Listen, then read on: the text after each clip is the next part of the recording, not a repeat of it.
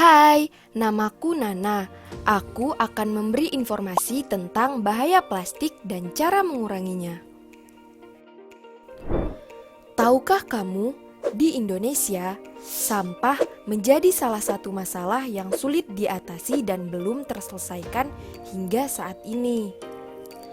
Salah satu ahli yaitu Purwaningrum mengatakan bahwa komposisi sampah yang dihasilkan dari aktivitas manusia adalah sampah organik sebanyak 60-70% dan sisanya adalah sampah non-organik 30-40%.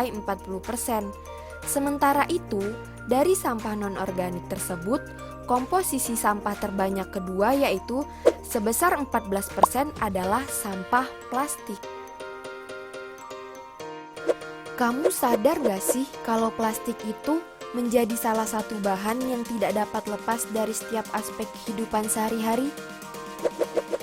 Mulai dari peralatan rumah tangga, mainan, mesin, alat elektronik, kantong pembungkus atau kresek, dan masih banyak lagi.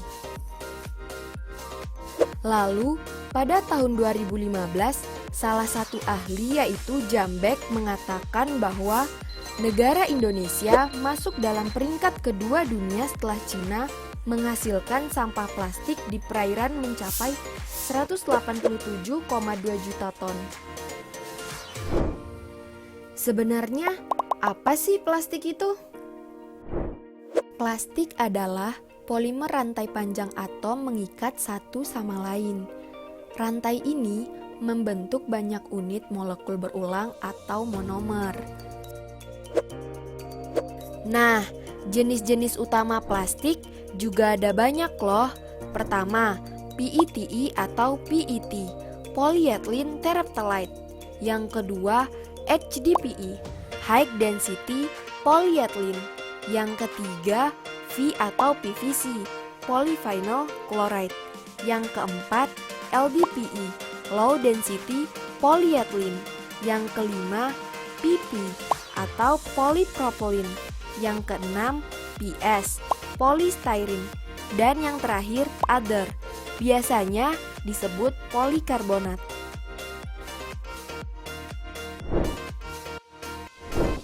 Plastik terbuat dari penyulingan gas dan minyak yang disebut ethylene. Minyak, gas, dan batu bara mentah adalah sumber daya alam yang tak dapat diperbarui. Semakin banyak penggunaan plastik, berarti semakin cepat menghabiskan sumber daya alam tersebut. Sampah plastik sangat berdampak buruk pada tubuh manusia, pencemaran lingkungan darat, pencemaran hutan, dan hewan. Kebanyakan plastik ditambahkan dengan bahan pelembut. Salah satu contohnya DH. DH menimbulkan berbagai gangguan kesehatan dan kerusakan jaringan pada tubuh manusia. Salah satu faktor terbesar yang menyebabkan rusaknya lingkungan hidup adalah faktor pembuangan limbah sampah plastik.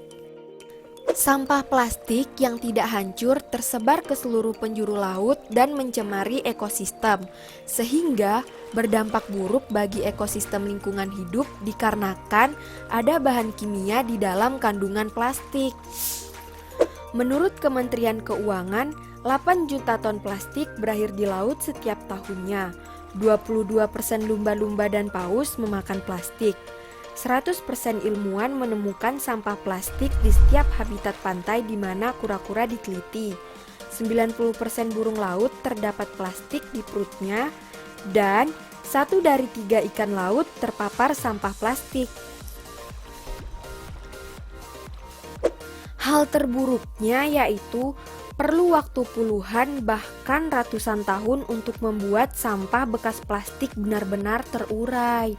Dan sebenarnya dibutuhkan waktu 1000 tahun agar plastik dapat terurai oleh tanah secara terdekomposisi atau terurai dengan sempurna.